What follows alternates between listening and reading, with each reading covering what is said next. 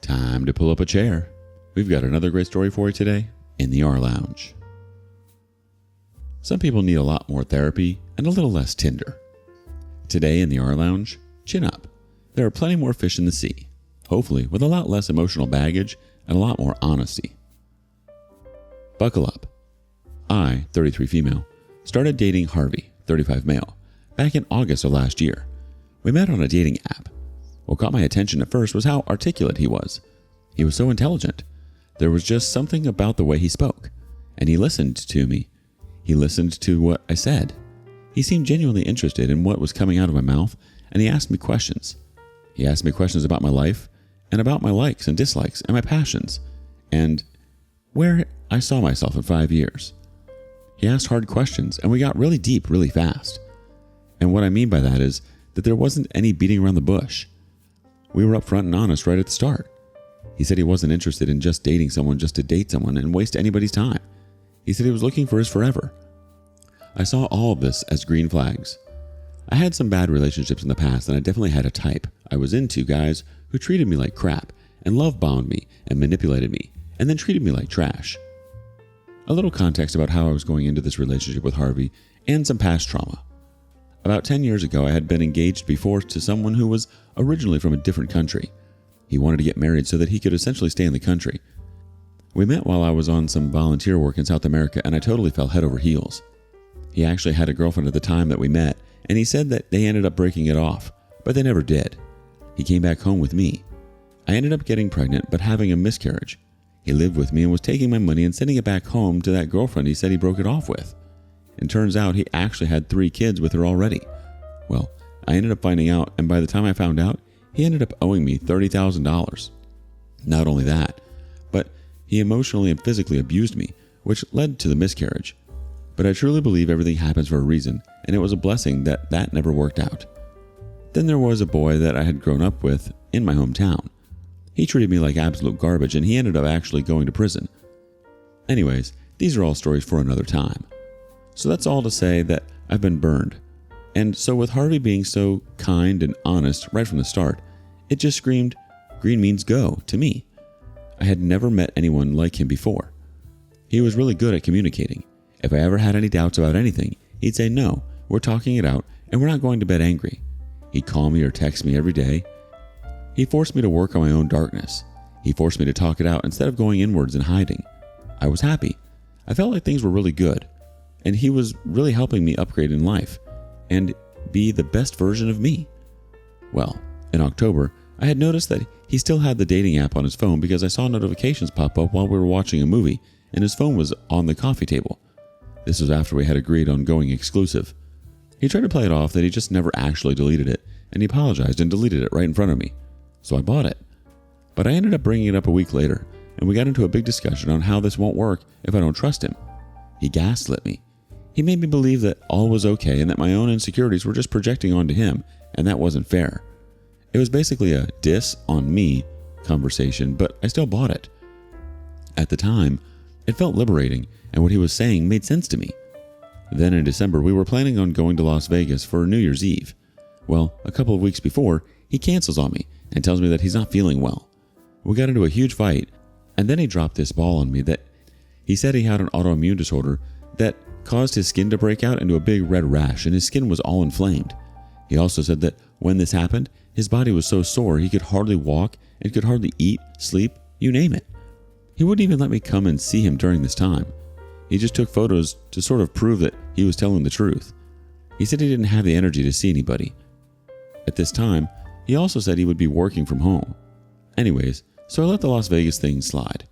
Luckily, we were able to cancel the flights, but instead of a refund, we ended up getting a credit.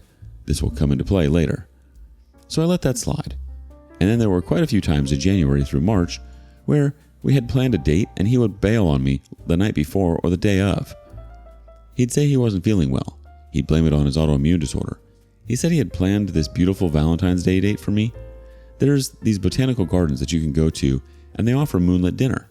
But come the day of, I was supposed to be picked up at 6 p.m. And at 4:30, he said he wasn't coming because he wasn't feeling well and needed to rest. He said he'd make it up to me later that week. He didn't want to see me at all.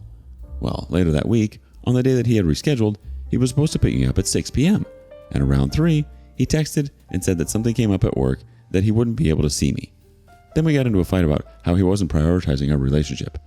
Then it brings up that he was too ashamed to admit that he couldn't pay for the date and didn't want me to be paying for anything because he's been so sick and has missed too much work. He said that something actually did come up at work with one of his clients, and he said that he couldn't pass on this opportunity or else he'd lose his job. He said if he didn't do the work tonight that it would have severe repercussions. And I was like, I can just come over and we can watch a movie or something while you work. And he said that it doesn't work that way. He said also he was too embarrassed to see me, and again, he said he'd make it up to me. He said once this contract was done, he was going to take me out for dinner. And I said, we don't even have to go out. We can eat in and have a date inside. He's like, you deserve that best, and I can't do that for you right now. And so I was like, are we breaking up then? And he said, no, God, no. I just need to finish this job, and then I'll be back in good graces with my clients and my boss. I was like, okay. So then at the beginning of April, it was my birthday, and he had planned to take me out. Well, you guessed it. My birthday came, and I actually didn't hear from him all day until about 4 p.m. He calls me, and he says, happy birthday. And he's acting all nice, and then suddenly drops this bomb that his skin has flared up, so he doesn't want to go out. He apologizes and said that we can eat in at his place. I was so eager to see him that day that I just agreed and went over. Well, he complained that his whole body was so inflamed that he wasn't even going to be able to eat. And yeah, he looked red. His skin didn't look great, but I didn't want to eat by myself. It made me feel like crap.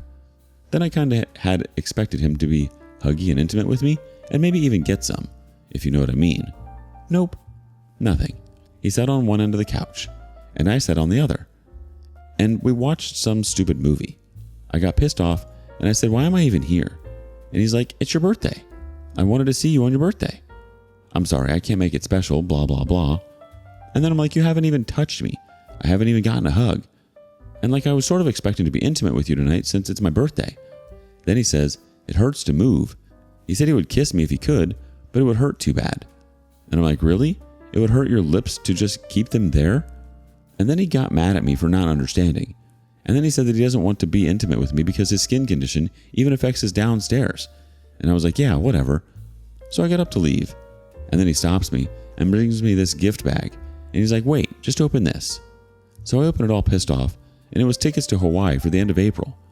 And then we do end up kissing and making up, but for like 5 minutes because he said that's all he could handle.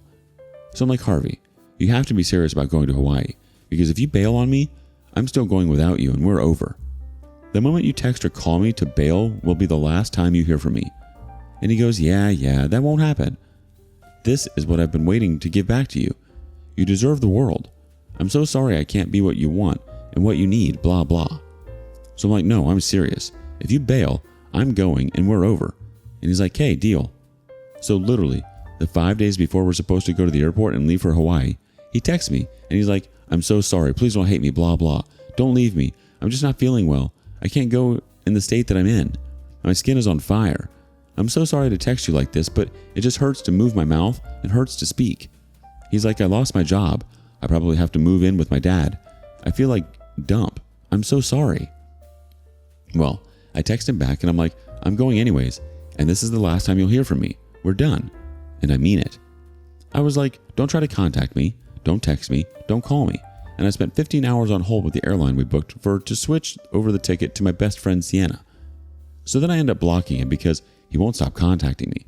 I went to Hawaii with my bestie and I spent the first few days and the whole flight crying. Then I get this text from a number I don't recognize. It ends up being Harvey. He's like, I know you asked me not to contact you, but I'm just so sorry, and you mean the world to me, and gives me this huge sob story. He's like, when you come back, things are going to be different. Well, I bought into it. I felt lonely. I was in a paradise, and I missed him. I even ended up getting him a little souvenir. I know, I'm weak. Anyways, I end up getting home, and he comes over, and his face and skin look totally fine, as if he had made his flare-up all up. Anyways, I chose not to say anything. I gave him his souvenir. We have a big long talk about how he's not going to let this disorder get in the way of us. And then he tries to insinuate that he doesn't want to go and live with his dad and he doesn't know where he's going to stay. And he's suggesting that one chair would look good in my living room and how my place is so cozy and inviting. But I'm not budging. I'm just like, I like my stuff where it is. and he tries to rub my leg and start something up, and I'm pushing his hand away, and I get up to make a tea, and he's asking me if everything is okay. And I'm like, yeah, I'm just hurt. And he's like, you're going to let me live on the street? And then I'm like, whoa, where did this come from? And he's like, well, you aren't saying anything. You haven't even asked where I plan on staying. And I'm like, you told me before I left on a trip that we were supposed to be on together, that you had planned on living with your father. And he said, I can't go back and live with my dad. I'll lose my mind. And I'm like, well, you can't stay here. I understand that your autoimmune disorder makes it hard to do daily activities and to work sometimes, but that's not my responsibility. You're so flaky. Why would I want to live with someone who is as flaky as you?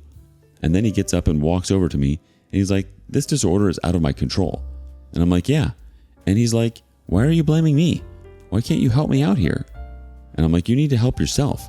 You constantly bail on me. I can't trust you to pay bills or clean up after yourself in my space. I own this house. It just comes down to the fact that I can't trust you. And then he starts calling me names and crying and saying that I'm making him homeless. And he's got a dog and he doesn't know what he's going to do with his dog. And then I'm like, this really is not my problem and not my responsibility. Then I tell him to get out of my house, and he's literally sobbing and hyperventilating. And he keeps calling me all night. Sends me about 200 text messages. I end up blocking him again. But he ends up calling and texting me from different numbers, and some of them are unknown, so I just turn off my phone. Well, the next day, I'm at work. I'm a receptionist, and he comes into work right at 9 a.m. when the office is open to the public, and he has a pair of scissors in his hand, and he's holding them up to his neck, and he's crying and screaming, and he falls to the floor right in front of my desk, and he's saying things like, I'll end it right here in front of you, and for all the world to see. I call the police, and they come and arrest him. Then my boss calls me into his office before the end of the day, and she lets me go. I lost my job. She says we can't have stuff like this happening here, and she said I put people in danger, and they're unfortunately going to have to let me go. Well, that job was my lifeline. I literally have no idea what I'm going to do. I'm still $20,000 in debt because of my ex-fiance. I'm pissed and honestly in shock. I never imagined anything like this could happen to me, but this guy has totally ruined my life. I wrote this huge thing about him on Don't Date Him. Now I'm here sharing this on Reddit. I'm so done. Not only that, but I got a restraining order against him. I've also had to change my number. It's been about 10 days and I haven't heard from him or anything. Thank goodness. Hopefully, he got the hint. So yeah, I have bad taste, but let this be my last lesson. Update. I got off the phone with Harvey's dad. Apparently Harvey was never paying for the place he was staying at. His dad was this whole time. And he said that Harvey doesn't have an autoimmune disorder, but he definitely does have a skin condition. He said that he had given Harvey a deadline to find a proper job, which he had also lied to me about. Apparently, he was just working really odd jobs here and there as some techie doing some sketchy crap and refused to get some serious job. He said once the deadline came and went, he cut Harvey off and wouldn't allow him to move back home and was forcing him to figure it out on his own. Very interesting. Well, dodged that bullet. Hardly. Wow. Harvey sounds like the whole red flags waving in a hurricane kind of guy. If he put half as much effort into being a decent human as he did into his elaborate excuses, he might have actually been a catch. But hey, at least he gave you a memorable birthday, right? A restraining order and a job loss? What a thoughtful gift package. Here's hoping your next date comes with a lot of less drama and a lot more sanity. Do you have a similar experience? Share with us in the comments below. Thank you for joining us today in the rLounge. Be sure to like and subscribe and hit that notification bell so you don't miss out on our next video. See you soon.